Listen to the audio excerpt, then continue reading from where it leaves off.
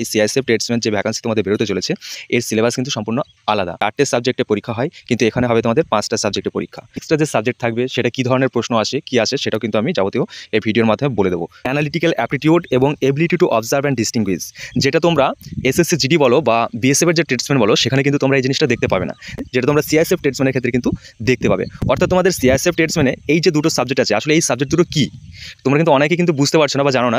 Hello everyone, welcome to fourth certificate 2.0। তো বন্ধুরা দেখো, এই ভিডিওতে তোমরা যেগুলো দেখবে সেটা হচ্ছে সিআইএসএফ ট্রেডসম্যান নিউ ভ্যাকান্সি 2025 এবং ভিডিওতে তোমরা যা যা দেখবে সেটা একটা লিস্ট আমি তোমাদের দেখিয়ে দিচ্ছি ফার্স্টেই।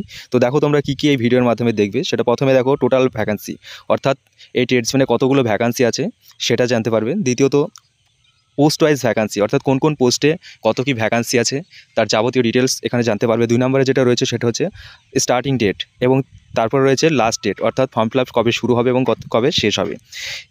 তারপরের লিস্টটা দেখো, এটা হচ্ছে অ্যাপ্লিকেশন ফিজের জন্য দিয়েছি। তো অ্যাপ্লিকেশন ফিজ জেনারেল, ওবিসি এবং ইডব্লিউএসদের কত কী লাগবে, এছাড়াও এসসি এসটি এবং এক্স সার্ভিসম্যানদের কত কী লাগবে, তো সেটা জানবে। তারপর দেখো মিনিমাম এজ এবং ম্যাক্সিমাম এজ এবং তোমাদের বয়স গণনা হবে, সেটা হচ্ছে 1 আগস্ট 2025 হিসাবে। তো দেখো বন্ধুরা, এই ভিডিওতে আরও যেটা দেখতে পারবে সেটা হচ্ছে সিলেবাস সম্পর্কে। তো দেখো তোমাদের এসএসসি জিডি বা বিএসএফের যে ট্রেডসম্যানগুলো বেরোয়, তো সেখানে যে রিটেনের যে সিলেবাস থাকে সেখান থেকে কিন্তু এই সিআইএসএফ ট্রেডসম্যান যে ভ্যাকান্সি তোমাদের বেরোতে চলেছে এর সিলেবাস কিন্তু সম্পূর্ণ আলাদা। সম্পূর্ণ নয়, কিছুটা কিন্তু আলাদা। এখানে এক্সট্রা একটা সাবজেক্ট থাকবে, ওখানে তোমাদের 4টে সাবজেক্টে পরীক্ষা হয়, কিন্তু এখানে হবে তোমাদের 5টা সাবজেক্টে পরীক্ষা।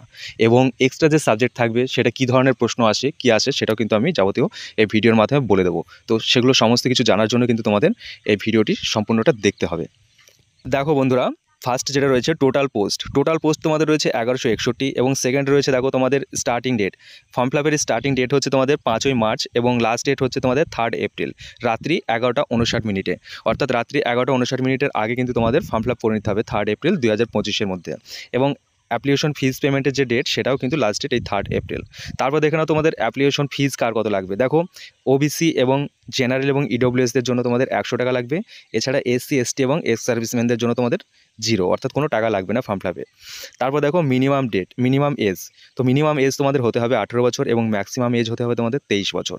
এবং তোমাদের বয়স যে গণনা করতে হবে সেটা কিন্তু 1 আগস্ট 2025, অর্থাৎ 1/8/2025 হিসাবে তোমাদের 18 থেকে 23 বছরের মধ্যে বয়স হতে হবে জেনারেল এবং ওবিসিদের জন্য। এছাড়াও এসসি এবং এসটিদের যে ছাড়টা থাকে তারা যথারীতি কিন্তু তারা 5 বছর করে কিন্তু বয়সের ছাড় পাবে। ওবিসিতেও কিন্তু 3 বছর ছাড় পাওয়া যাবে, অর্থাৎ জেনারেল এবং ইডব্লিউএসদের জন্য 18 থেকে 23 বছর বয়স হতে হবে। তারপর দেখো বন্ধুরা, তোমাদের ফিজিক্যাল মেজারমেন্টে কত কী লাগবে সেটা বলার আগে একবার দেখে নাও তোমাদের ভ্যাকান্সি কত কী থাকবে।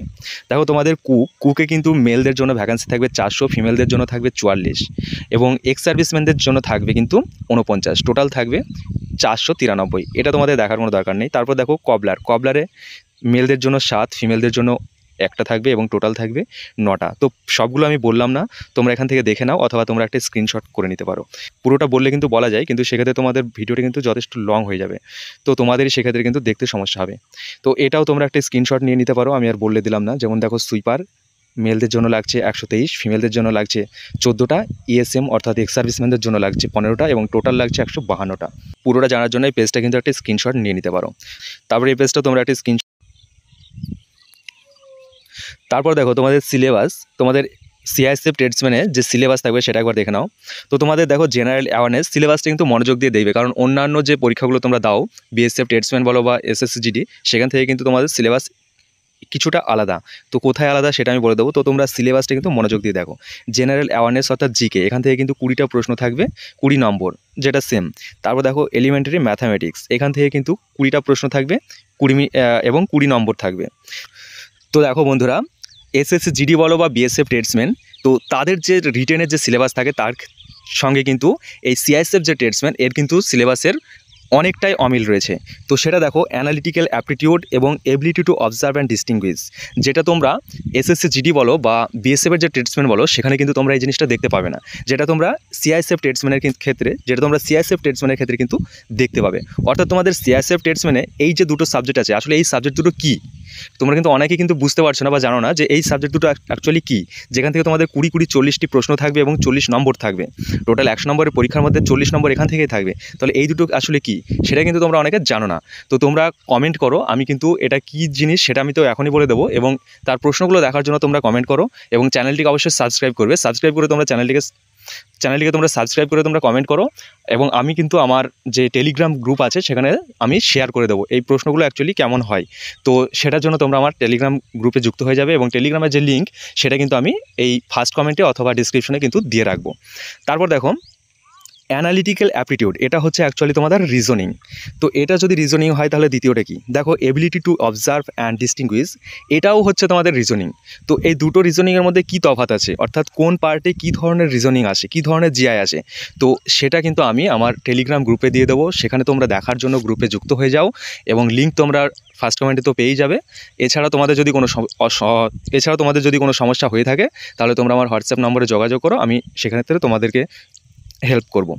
তারপর দেখো basic knowledge of English or Hindi, অর্থাৎ ইংলিশ অথবা হিন্দি থেকে তোমাদের বেসিক নলেজের উপর 20টি প্রশ্ন থাকবে এবং 20 নম্বর থাকবে, এবং টোটাল যে সময় থাকবে সেই টোটাল সময় হচ্ছে তোমাদের 2 ঘন্টা, অর্থাৎ 120 মিনিট তোমাদের সময় থাকবে। এক্ষেত্রে কিন্তু কোনো নেগেটিভ মার্ক থাকবে না, নো নেগেটিভ মার্ক, অর্থাৎ কোনো রকম নেগেটিভ মার্ক কিন্তু থাকবে না।